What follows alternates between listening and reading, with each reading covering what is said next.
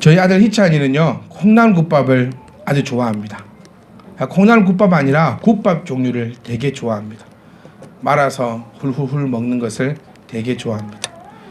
근데 콩나물국밥집에 가면 유아용, 어린이용을 시키지 않고요, 어른용을 시킵니다.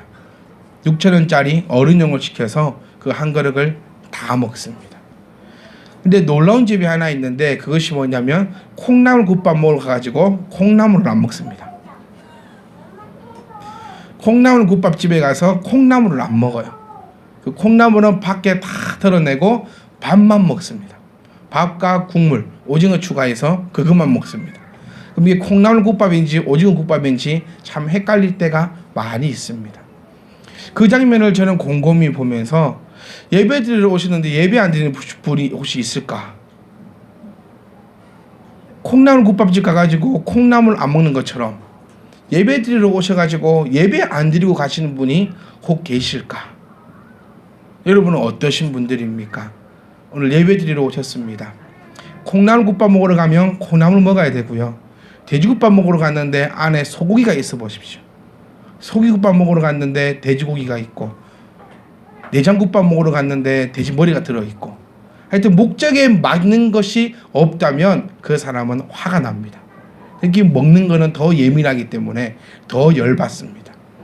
곱창 먹으러 갔는데 거기 이쑤시개가 끼어져 있어 보십시오. 순대를 먹는데 거기 머리카락이 있어 보십시오. 당장 주인을 불러 항의합니다. 얼마 전에 저희 동료 목사님과 함께 평동에 평동까지 맛있다는 그 애호박찌개를 먹으러 갔는데요. 유명한 집에는 줄이 너무 많이 서 있어가지고 그 앞에 집에 들어갔습니다. 맛은 비슷한데 처음에 먹을 때 요만한 머리카락이 나와요. 머리카락이 그냥 빼고 먹자. 눈썹인갑다 빼고 먹자. 근데 먹고 있는데 계속 이상한 것들이 나옵니다. 하나를 합쳐보니 바퀴벌레입니다. 하나로 합쳐보니 바퀴벌레. 부분적으로 되어 있을 때는 머리카락 같았고 눈썹 같았고 이랬는데 하나로 계속 꺼내서 합쳐보니 그것입니다. 아무리 목사들이라 할지라도 그것을 보고 아버지 주심을 감사합니다 하고 먹지는 못합니다. 그리고 또 목사들이기 때문에 그렇게 강하게 항의하지 않고 불러서 아저씨 그냥 조용히 나갈게요 하고 나오니 앞집에 줄이 없더라고요. 다시 들어가서 먹고 왔습니다. 결론적으로는 2그릇 먹은 거거든요. 결론적으로. 자, 먹으러 갔는데 이물질이 끼어 있다. 그럼 화납니다. 예배 드리러 왔는데 예배 안 드린다. 예배 드리러 왔는데 예배가 안 된다. 예배 드리러 왔는데 뭔가 이상하다. 여러분, 심령이 화가 나셔야 합니다. 네. 예배 드리러 왔는데 좀 그렇다. 화가 나셔야 되고, 또 콩나물국밥 먹으러 와서는 콩나물 드셔야 되는 것처럼 예배 드리러 오셨으니 말씀에 귀 기울이시기를 간절히 소망합니다. 예배 드리러 오셨으니 무거운 짐 제발 내려놓으십시오. 하나님 앞에 맡겨놓으십시오. 우리가 일주일 동안 살아오면서 범죄했던 것들 내가 그날 회개하고 해결하지는 못했었잖아요. 그러면 주일 예배하러 왔으니 그 죄악들을, 그 무거운 짐들도 다 내려놓으시고 말씀에 귀를 기울이시사 말씀 가운데 새 힘을 얻고 갈 수 있기를 간절히 소망합니다. 여러분 예배 드리러 오셨습니다. 여러분 예배 드리러 오셨습니다. 그 예배의 목적에 맞는 목적을 성취하시고 돌아가실 수 있기를 간절히 부탁드리고 또 부탁드리겠습니다. 여러분 꼭 기억하세요. 우리는 예배 드리러 왔다. 우리는 예배 드리러 왔다. 놀러 온 곳이 아니라 예배 드리러 왔다. 그래서 이 시간 예배에만 집중할 수 있는 말씀에만 집중하시기를 간절히 소망합니다. 오늘 우리가 읽었던 본문 말씀은 우리가 너무나 다 잘 아는 말씀입니다. 어쩌면 2절밖에 안 읽어가지고 감이 잘 안 오실 수도 있어요. 우리 한 청년이 카페에 항상 글을 올립니다. 한 청년이 아니고 청년들은 다 올립니다. 그게 올리고 싶어서 올리는 게 아니라 미션이기 때문이에요. 근데 저는 올리고 싶어서 올릴 거라 믿습니다. 그래서 여러분들이 글도 한 번씩 읽어주세요. 카페에 들어가셔서 청년들이 일주일 동안 어떻게 살았는지, 뭘 했는지 또 글도 한 번씩 읽어주시고, 글을 보시면 이런 내용이 있었습니다. 앞뒤 3장씩 읽어오시는 거 꼭 잊지 마세요. 그래서 분명히 10장 이렇게 딱 나와 있을 때 15장 딱 있었을 때 앞뒤 3장씩 읽어오신 분들은 이것이 바로 오병이의 기적이구나. 그런데 생파 읽어오지 않으시고 오늘 32절 33절만 읽으신 분들은 이게 무슨 기적인지 모릅니다. 오늘 읽었던 본문 말씀은 오병이의 기적입니다. 우리가 다 알고 있는 내용이지요. 예수님께서 5,000명의 사람, 남자들의 숫자만 5,000명입니다. 전쟁 나갈 수 있는 사람들만 5,000명. 그럼 여기 쳐보면 남자는 1명 있습니다. 우리 교회는 지금 남자 1명. 자, 저는 군대를 다녀오지 않았습니다. 공개적으로 다 아시지요. 그래서 저는 전쟁에 참여할 수가 없습니다. 그래서 저는 남자가 아니지요. 앉아 계시는 집사님들 나이가 드셨습니다. 전쟁에 참여할 수가 없고 우리 뒤에 계신 우리 저분만 남자로 치닫는 겁니다. 그럼 예수님 시대에 우리 교회는 지금 성도가 몇 명? 1명입니다. 우리 교회 성도는 1명입니다. 그래서 5,000명의 사람이라는 것은 더 많은 사람들이 있다. 그래서 우리 그냥 우스갯소리를 계산해 보면 남자는 어디 혼자 가나 안 가나? 잘 안 간다. 그래서 아내 됐고 애들 됐고 그냥 4인 가족으로 했을 때 4, 5, 20 최소한 2만 명의 사람들은 넘었을 거다라고 유추해 봅니다. 근데 지금 이게 중요한 게 아니고요. 하여튼 사건은 그렇습니다. 많은 사람들이 주님에 모여서 주님의 말씀을 듣는데 그것이 얼마 동안 들었냐? 오늘 말씀을 보시면 얼마 동안 들었다 되어 있죠? 얼마? 며칠이요? 자신은 가지세요. 며칠이요? 3일 동안 하나님의 말씀을 들었습니다. 얼마나 멋집니까? 이런 곳이 아니라 바깥에 앉아서 3일 동안 주님께서 가르치시는 그 말씀을 들었다는 것입니다. 3일 동안 들었는데 먹을 것이 이제 없다는 거예요. 그래서 한번 신학자들이 유추해 보는 것은 3일 동안 모이려고 작정하고 모인 것이 아니라 그냥 주님 앞에 와서 그냥 말씀 들으려고 모였는데 성령이 충만하고 그 말씀의 능력이 있으니 비록 떠나가지 못하고 계속해서 말씀을 들었기 때문에 준비되지 못하였다. 우리가 다 알고 있는 사실은 그래서 어떻게 했습니까? 제자들에게 음식을 좀 구해오라 하니까 제자들이 음식을 구해오지 못합니다라고 얘기했고 한 소년이 순종한 것, 한 소년이 섬겼습니다. 뭐를 섬기지요? 오병이어, 오병. 5개의 병과 이어. 어렵지 않습니다. 제발 오병이래서 아이고 어렵다 이게 아니라 오병. 5개의 병.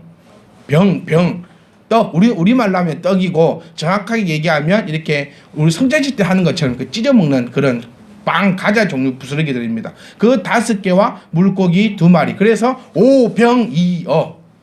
어렵지 않습니다. 네.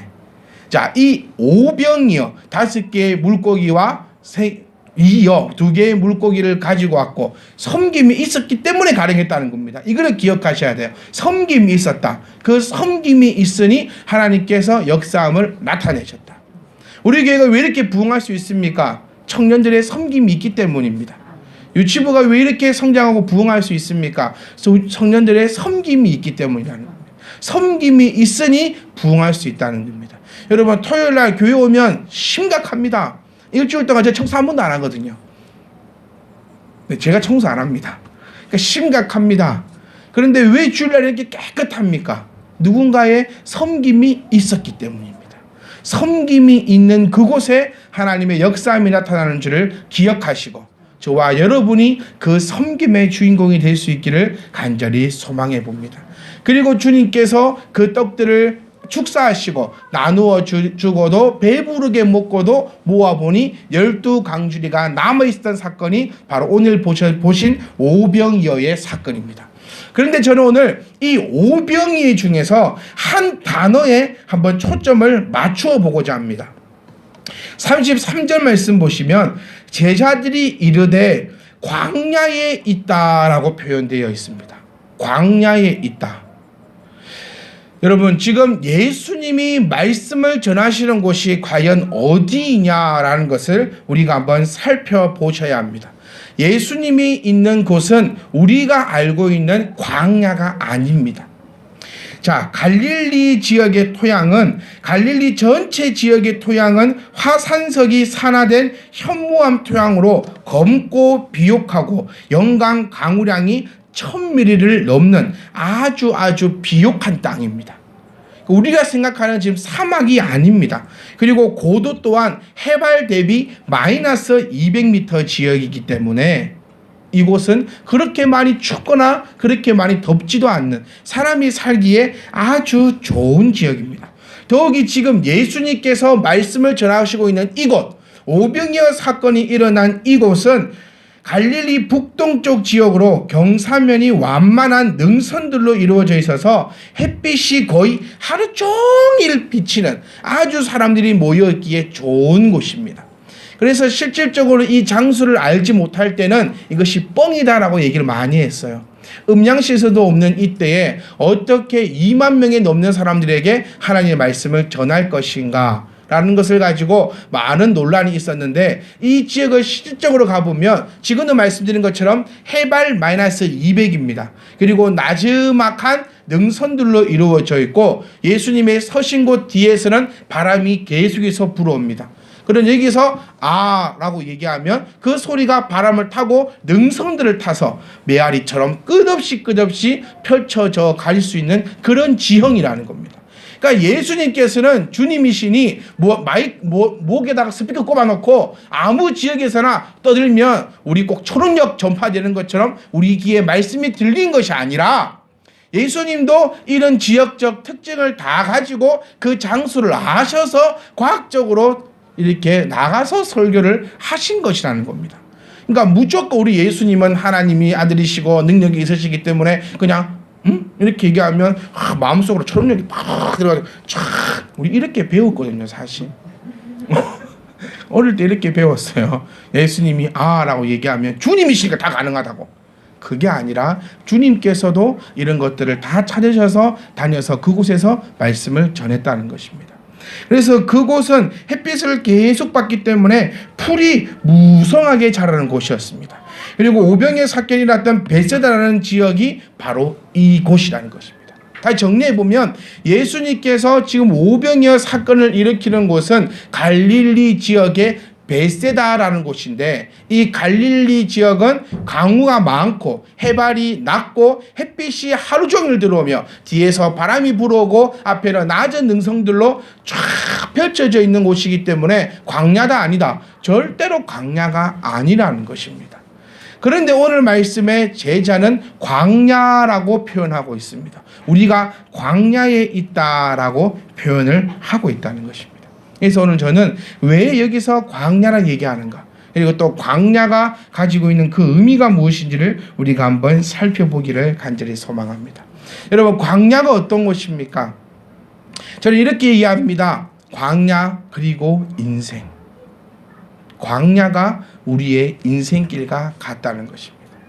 우리 이미 성경 공부를 통해서 광야가 어떤 곳인지는 여러분 대충 이제 알고 있습니다.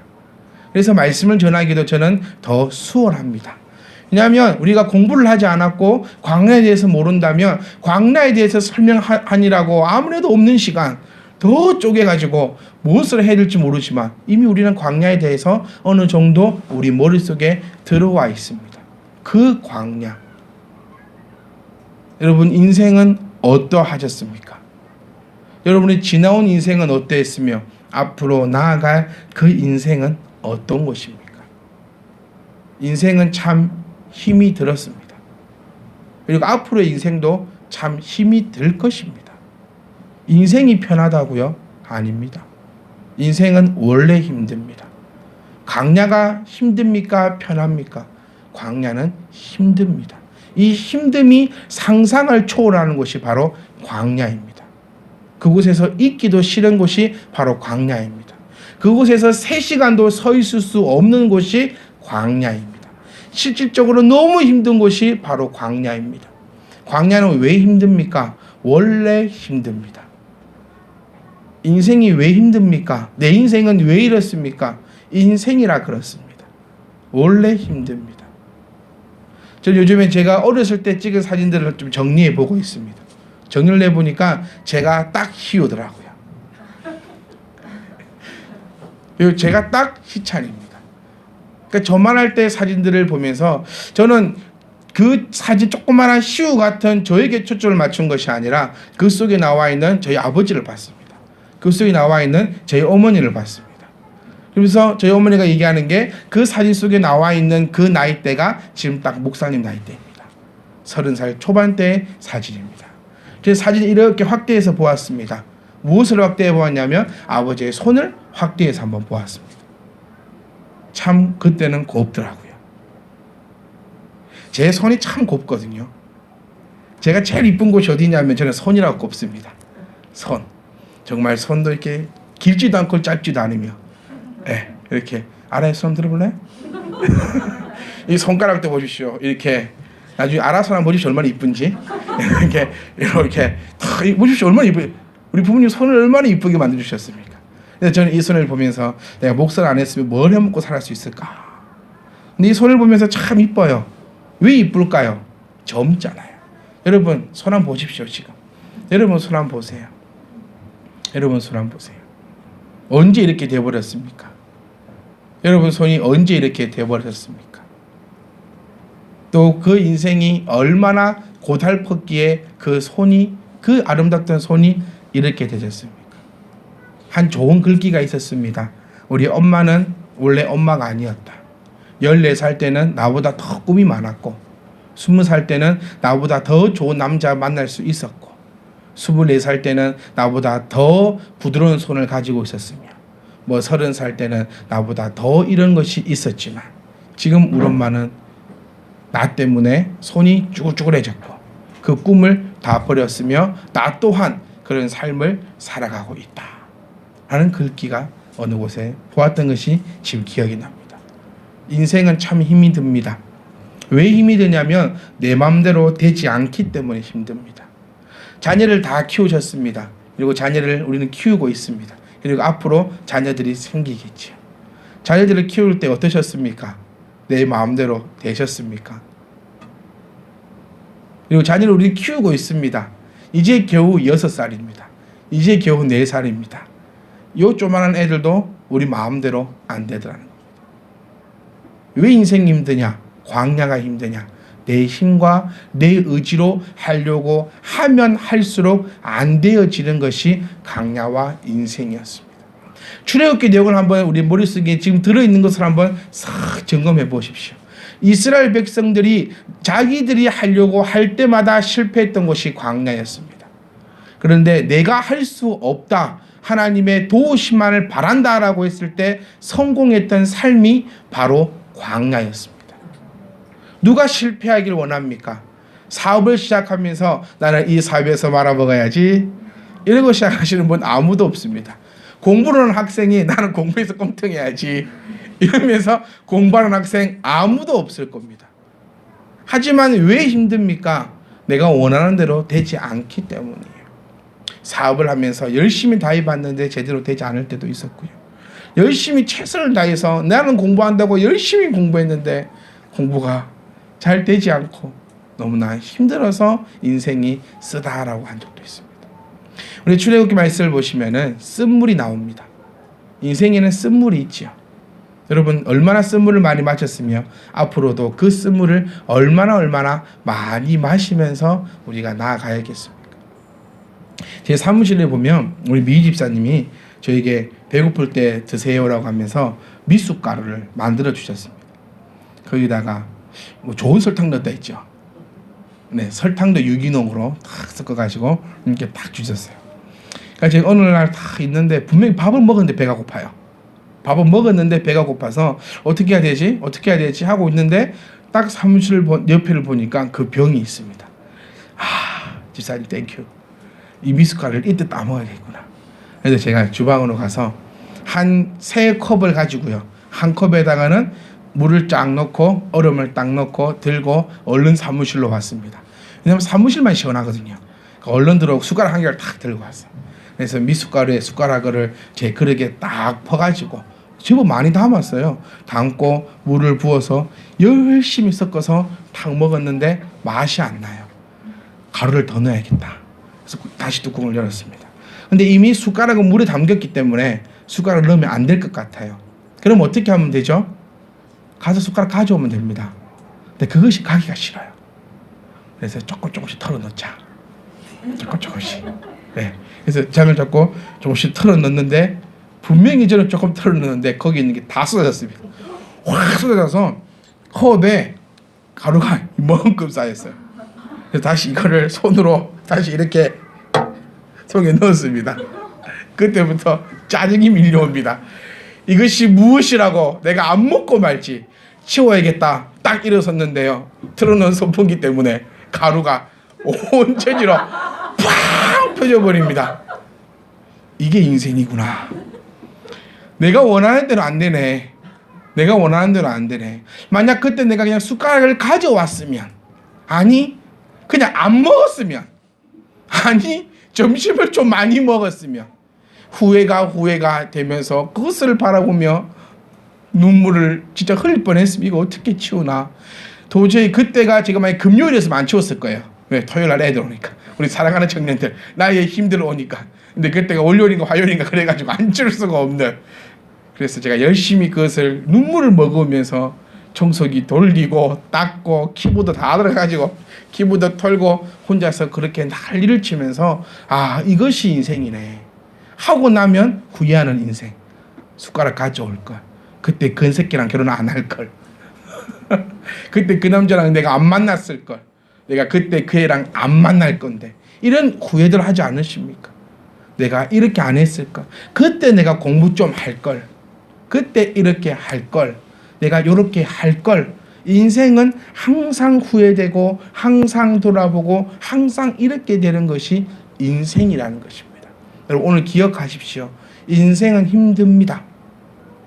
나만 힘든 게 아니고요. 인생은 원래 힘듭니다. 광야는 원래 힘듭니다. 쓴물이 나온다는 것입니다. 그런데 우리가 기억하셔야 될 것은 이겁니다. 쓴물이 단물로 변하더라는 겁니다. 이것이 키포인트입니다. 광야가 어떤 곳입니까? 광야는요, 힘들고 어려운 곳이 아니라 이 생각 바꾸셔야 됩니다. 내 인생은 힘들고 어려운 것이 아니라 하나님의 임재를 경험할 수 있는 곳입니다. 광야는 죽을 만큼 힘들고 더운 곳이 아니라 하나님의 은혜를 경험하고 하나님이 항상 나와 함께 하시며 하나님의 임재하심을 통하여 한 발자국 한 발자국 나아갈 수 있는 곳이 바로 광야임을 우리가 기억해야 한다는 것입니다. 인생을 가다 보니 쓴물을 만났습니다. 인생을 가다 보니 내 생각대로 되지 않았습니다. 인생을 가다 보니 눈물 흘릴 일이 생겼습니다. 인생을 가다 보니 너무나 아픈 일이 있었습니다. 근데 기억하십시오. 쓴물을 단물로 바꿔주시는 분이 있었다는 것입니다. 광야는 하나님과 만나는 장소입니다. 하나님의 은혜가 넘치는 곳입니다. 하나님의 은혜가 있어야만 살 수 있는 곳이 바로 광야입니다. 광야는 하나님의 은혜가 없으면 살 수 없는 곳입니다. 우리 인생도 그렇지요. 하나님의 은혜가 없이는 한순간도 앞으로 나아갈 수 없는 곳이 인생입니다. 내 힘으로 하려고 발버둥 치면 발버둥 칠수록 힘들고 어려워지는 곳이 광야였습니다. 그곳에서 고기를 얻으려고 아무리 발버둥 쳐도 고기를 얻을 수 없었습니다. 그래서 하나님께 부르짖었더니 뜻하지도 않은 메추리들이 왔습니다. 광야는 먹을 것이 없습니다. 농사도 짓지 못하고 길쌈도 하지 못하고 그 어떤 것도 할 수 없는, 이제 내가 준비해온, 애굽에서 준비해온 그 음식들이 끊어지면 더 이상 먹을 것이 없었습니다. 애굽에서 가져온 음식이 있었을 때는 하나님께 부르짖지 않았지요. 그런데 그 음식이 떨어지고 나니 하나님을 의지했습니다. 그러니 하늘에서 만나가 내려 그 백성들을 먹이셨다는 것을 우리가 기억하셔야 합니다. 여러분 무엇을 가지고 있습니까? 그거 내려놓으십시오. 그거 움켜쥐고 있다가는 하나님의 은혜를 체험하지 못합니다. 여러분이 가지고 있는 그것, 내가 이것 가지고는 살아갈 수 있겠다.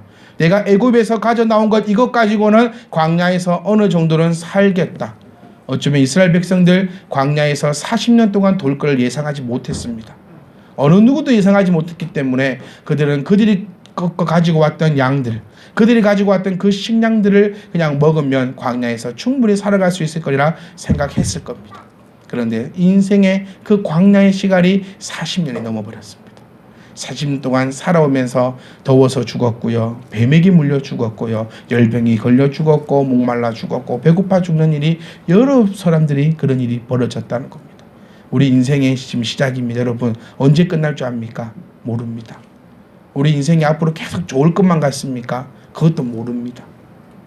내가 내 것을 움켜쥐고 있으면 내 인생은 성공할 수 없습니다. 그것은 확실합니다. 왜? 광야는 하나님의 도우심이 없이는 살아갈 수 없는 곳이기 때문에. 인생은 하나님의 도우심 없이는 살아갈 수 없는 곳이 바로 우리의 인생이고 광야임을 깨달을 수 있기를 간절히 소망합니다.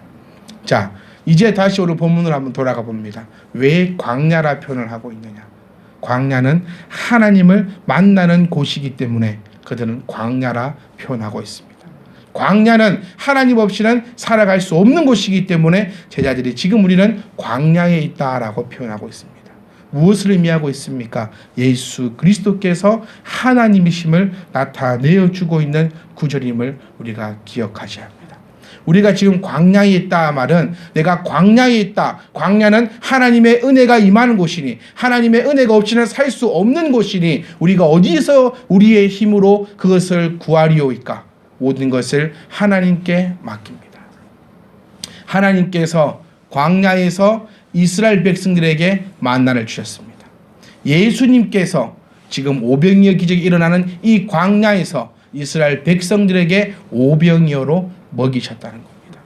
우리는 예수 그리스도를 믿고 있습니다. 믿는 우리들이 인생의 길을 가면서 광야의 길을 가면서 무엇을 염려하고 무엇을 걱정하겠습니까? 내가 걱정해야 될 것은 내 고집입니다. 내가 염려해야 될 것은 나의 경험입니다. 내가 두려워해야 될 것은 나의 자존심입니다.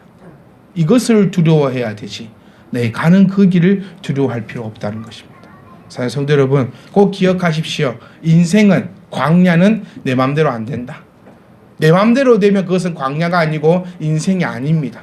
내 마음대로 안 되기 때문에 광야고 내 인생입니다. 집에서는 내 마음대로 할 수 있지요. 왜? 그곳은 집이니까요. 밖에 나가보십시오. 내 마음대로 할 수 없습니다. 집에서는 최고였던 우리 아버지가 회사에 가면 사장님한테 굽신굽신하고 있다는 것을 깨닫는 순간 그때가 철든 거라 얘기합니다. 그게 철든 거라는 거예요. 집에서는 아버지 볼 때 대장 아닙니까? 뉴스 틀었다가 이거 틀었다가 물 갖고 와라 밥 갖고 와라 하다가 우리 집에서는 최고였던 아버지가 밖에 나가면 누구 때문에? 나 때문에 사람들에게 굽신굽신 거린다는 그 사실을 깨달을 때 그 아이는 비로소 철들었다고 얘기하는 것처럼 우리 인생에 내가 주인이 되면 내가 자존심을 세우면 실패합니다. 우리는 지금 집에 있는 것이 아니라 광야에 있습니다. 언제 큰 소리 치면 됩니까? 우리 집에 가고 나면 마음대로 하십시오. 곧 우리 집에 갈 거 아닙니까? 곧 갑니다. 그곳이 우리 집입니다. 그곳에 가시거든 우리 마음대로 하면 됩니다. 그곳에 가면 이제 우리가 뜻한 대로 됩니다. 물 먹고 싶으면 물 나올 것이고요. 밥 먹고 싶으면 밥 나올 것이고요. 근데 하고 싶은 대로 다 할 수 있습니다. 어디 가면? 내 집에 가면. 근데 지금은 광야입니다. 지금은 인생입니다. 무엇을 두려워해야 됩니까? 기억하시고. 내가 무엇을 의지해야 됩니까? 기억하셔서 그냥 말씀 듣고 좋은 말이구나 라고 끝나는 것이 아니라 그래 내가 이런 것들은 버려야겠구나. 그리고 내가 이것만을 의지해야겠구나. 내 인생 감사하네. 광야가 얼마나 감사합니까 여러분. 광야는 농사 안 해도 됐습니다. 만나 내려왔지요. 고기 주었지요. 쓴물을 단물로 바꾸었지요. 반석에서 물 나오게 하지요. 전쟁하면 이기게 하지요. 오히려 내 인생이 복된 인생임을 우리가 기억하고 자랑하고 경험할 수 있는 그러한 인생, 그러한 날라리들이 될 수 있기를 간절히 소망합니다. 예수를 나의 구주 삼으십시오.